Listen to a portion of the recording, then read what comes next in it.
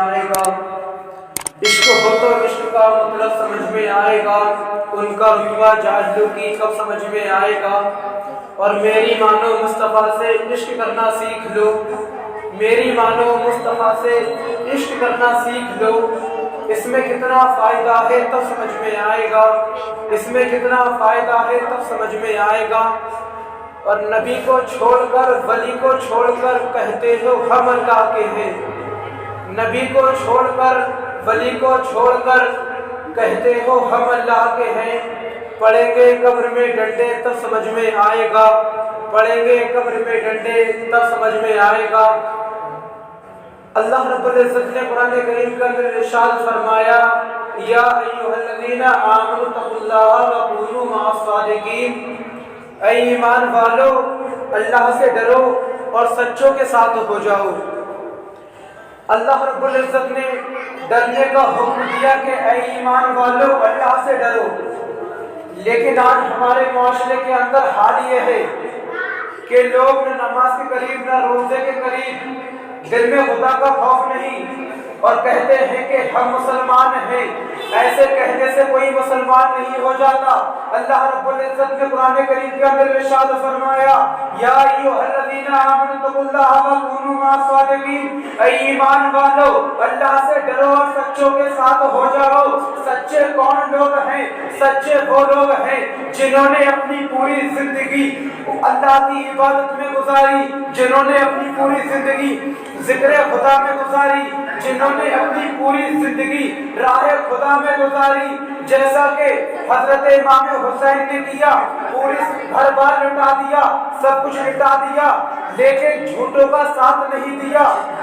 اگر میرا حسین چاہتا تو یزید کے ہاتھ میں بیعت کر سکتا تھا، لیکن میرے حسین نے ایسا نہیں کہا کیونکہ میرا حسین سچا تھا۔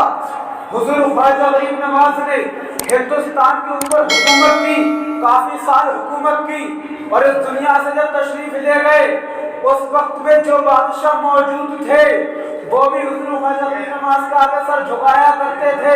آنے والے بادشاہ ہونے بھی حضور خواجہ غریب نواز رضی اللہ تعالیٰ عنہ کے آگے سر جھکایا، اور صبح قیامت تک جو بادشاہ آئیں گے وہ سب خواجہ غریب نواز رضی اللہ تعالیٰ عنہ کے آگے سر کو جھکائیں گے۔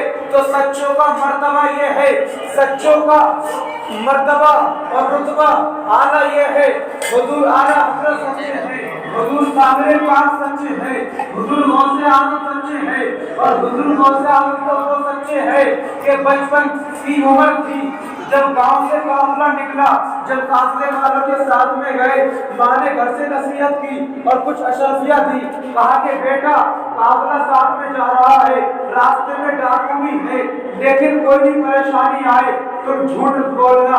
جب لوگوں نے انہیں گھیر لیا، جب قافلے کو گھیر لیا، غوث اعظم رضی اللہ تعالیٰ عنہ بھی اس میں شامل تھے، جب ڈاکوؤں نے کہا ان کے قافلے والوں سے، کہا تمہارے پاس جو مال ہے، جو چیز تمہارے پاس ہے وہ ساری چیز ہمارے پاس میں رکھ دو۔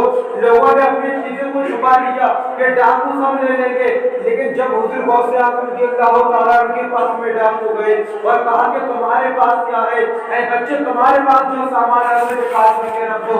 حضور غوث اعظم رضی اللہ تعالیٰ عنہ کے پاس میں جو اشرفیہ تھی نکال کر ڈاکو کے سامنے رکھ دی۔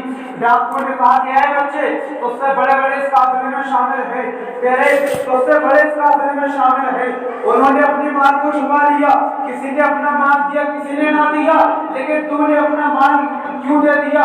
کہا میں نے مال اس لیے دیا تھا کیونکہ جب میں گھر سے نکلا تھا تب میری ماں نے مجھ سے کہا تھا کہ بیٹا کتنی ہی پریشانی آئے، کتنی ہی تکلیف آئے، لیکن تم جھوٹ بولنا۔ تو یہ شان ہے حضور غوث اعظم رضی اللہ تعالیٰ عنہ کی۔ اللہ رب العزت نے اسی لیے قرآن کریم کے اندر ارشاد فرمایا، یا ایھا الذین آمنوا اتقوا اللہ وکونوا مع الصادقین، اے ایمان والو اللہ سے ڈرو اور سچوں کے ساتھ ہو جاؤ۔ لیکن ہمارے معاشرے میں حال یہ ہے، دل میں خدا کا خوف نہیں، کہتے ہیں کہ ہم مسلمان ہیں، سچوں میں بیٹھنا اٹھنا ہمارا نہیں، کہتے ہیں کہ ہم مسلمان ہیں، دوسروں کے اوپر تہمت لگانے میں ہم ماہر ہیں۔ جو کتابیں پڑھنے سے کوئی عالم نہیں ہو جاتا، اگر ایسا سب عالم ہو تو گدھے کے اوپر کتابیں بھی رکھ دی جائے تو وہ بھی عالم ہو جاتا۔ ایسا کچھ نہیں ہے، داڑھی رکھنے سے کوئی عالم نہیں ہو جاتا، دو کتابیں پڑھ لینے میں غرض امام کے پیچھے ہوتی ہے، دو किताबें पढ़ लेने के बाद खुराफात मस्जिद की मौजूदों के ऊपर होती है। लोगों को किताबें पढ़ने से कुछ नहीं होता है। अरे किताबें वो पढ़ो जैसा कि हुजूर खातम नमाज ने पढ़ी, उन किताबों को पढ़ो, उनसे सीरत उनसे हासिल करो। ये खुराफातें करने से कोई फायदा नहीं है। दूसरे के ऊपर उंगलियां उठाते हो, दूसरों की बुराइयां करते हैं, दूसरों की गालियां देते हैं, दूसरों को बुरा भला मानते हैं। किसी ने कहा था कि जब एक उंगली दूसरे के ऊपर उठाओ तो 4 उंगली अपने तरफ भी जाती है। इस बात पर गौर करो। पहले अपने अंदर का हाल झांक कर देखो कि हमारे माशरे का हाल क्या है। हम देखते नहीं कि हमारा हाल क्या है, लेकिन दूसरों के ऊपर उंगलियां उठाते हैं कि ये ऐसा है, ये ऐसा है। पहले अपने बारे में जान लेना बेहतर है। जब मुस्तफा करीम सल्लल्लाहु अलैहि वसल्लम दुनिया के अंदर तशरीफ लाए, हजरत अबू बकर सिद्दीक ने मुस्तफा को देखा, कहा मुस्तफा सबसे ज्यादा हसीन। हजरत उमर फारूक रज़ियल्लाहु ताला ने हुजूर को देखा, कहा मुस्तफा सबसे ज्यादा हसीन। हजरत उस्मान गनी रज़ियल्लाहु ताला ने मुस्तफा करीम सल्लल्लाहु अलैहि वसल्लम को देखा, कहा मेरे मुस्तफा सबसे ज्यादा हसीन है। आज तो दुनिया में कोई ऐसा पैदा नहीं हुआ, ना सुबह क़यामत तक पैदा होगा।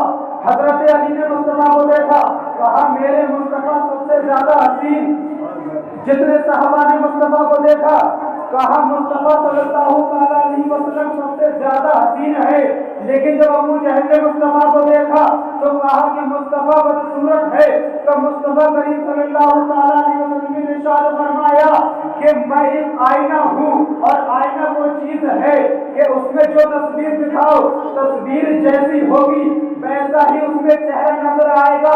मैं आईना हूँ।